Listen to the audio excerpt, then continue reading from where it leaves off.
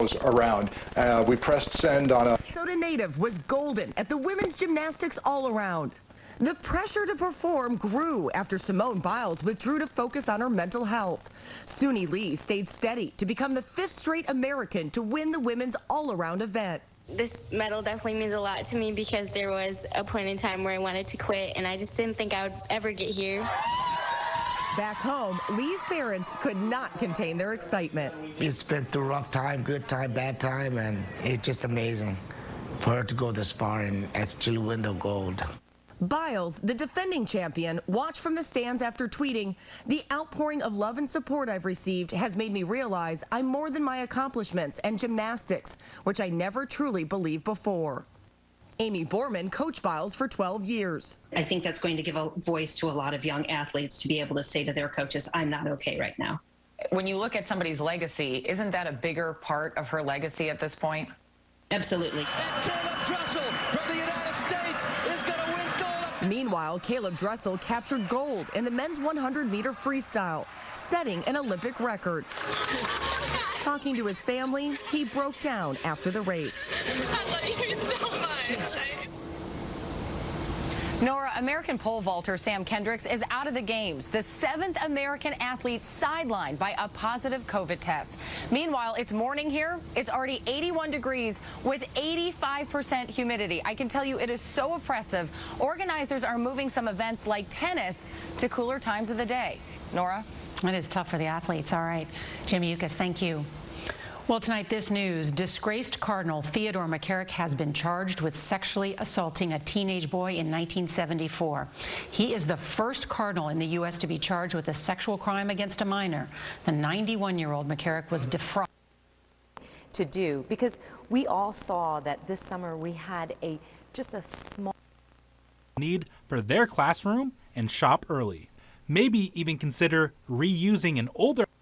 The 7th U.S. athlete to test positive, and he'll now miss competing in these Olympic Games. A heartbreaking break, and James, of course, is joining us now from Tokyo. James, Team USA now at 38 medals after that stunner from Suni Lee. The U.S. currently in the lead. Who do you have your eye on now? Well, Cecilia, the U.S. has a few opportunities to increase the medal count in the pool swimming finals today. Track and field events begin today as well, and the U.S. women's soccer team, they go up against the Netherlands in the first of the knockout rounds. Cecilia? Well, I'll be watching closely, James. Thank you. We're going to turn now to the billionaire founder of an electric truck who promised to revolutionize the industry. And illegal immigration at the border, the synergy of those two. First, beyond our borders tonight, the death toll rises to 99 from flooding in central China. Record rainfall slammed the area 9 days ago. Sure, and thanks for the opportunity. Look, this is a continuation of just going after people that were closely associated with Trump. There are so many more questions, Ari, that have not been answered yet in this case. If prosecutors, for example, had information that Mr. Barrack lied in 2019, why didn't they bring that case in 2019? Why is it that they've waited this long? Why is it the lead prosecutor dropped the case about a week ago and now is leaving for the private sector starting next week? And then you look at the continuation of the way that the law has been abused and for political purposes. My greater concern here is that this is going to create a perpetual cycle of scenarios where people are going after each other for political purposes. So if the Republicans come back, I saw Brian and his roommate praying. The grief-stricken families today called on the Marine Corps not to assault vehicles back in the water until flaws they say make it a death trap are fixed. David Martin, CBS News, the Pentagon. Tonight, we've also got some more news out of the Pentagon. An unidentified American sailor is accused of deliberately starting a fire last year that destroyed a U.S. warship. We will subpoena whoever we need to subpoena in order to have a full picture of that day. But I think one of the interesting things is that my colleague, Representative Brooks, knew to wear body armor. I also knew to come to work in civilian clothes. I basically wore running clothes to work that day because I understood that that day could get dicey. I packed a go bag and left it in my office the night before, knowing that it might get tough. So the question then becomes, why didn't our intelligence agencies and our departments understand that there was a threat? If I knew to come to work in disguise, why didn't they know to equip our Capitol Police and pre-position National Guard? Those are great questions, and you need to come up with the answers. We got to learn. We'll be there, whether you need immediate service or...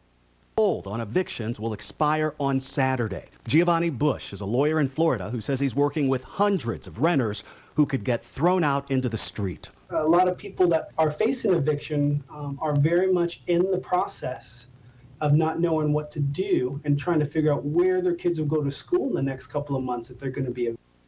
Fund pays a 10% monthly distribution. I'm just reading from the indictment says that Mr. Barrack was trying to kind of help the foreigners ghostwrite what candidate Trump was saying, proposing this language, for example, where he would work with supportive allies in the Gulf, and they, according to this info, got it in. Here was your old boss, Donald Trump. Take a listen.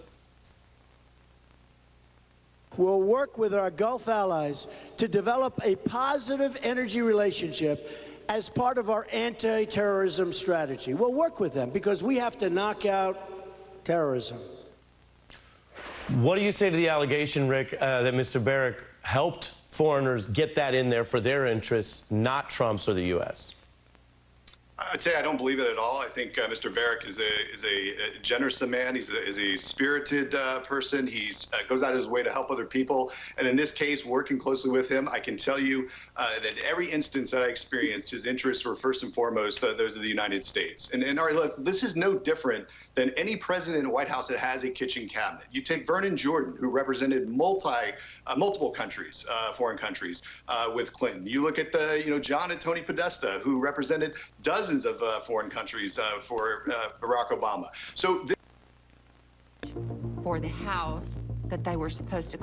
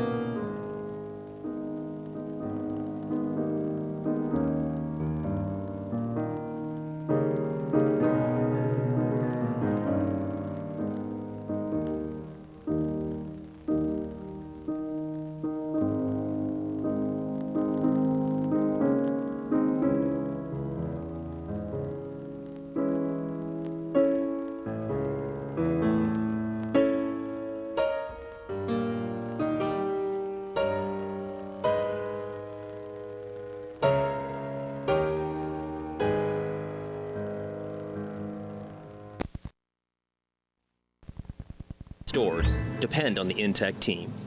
You don't need an illness to need a doctor. You don't need to feel sick to feel better. You don't need to be unwell to get well. What you do need is a primary care physician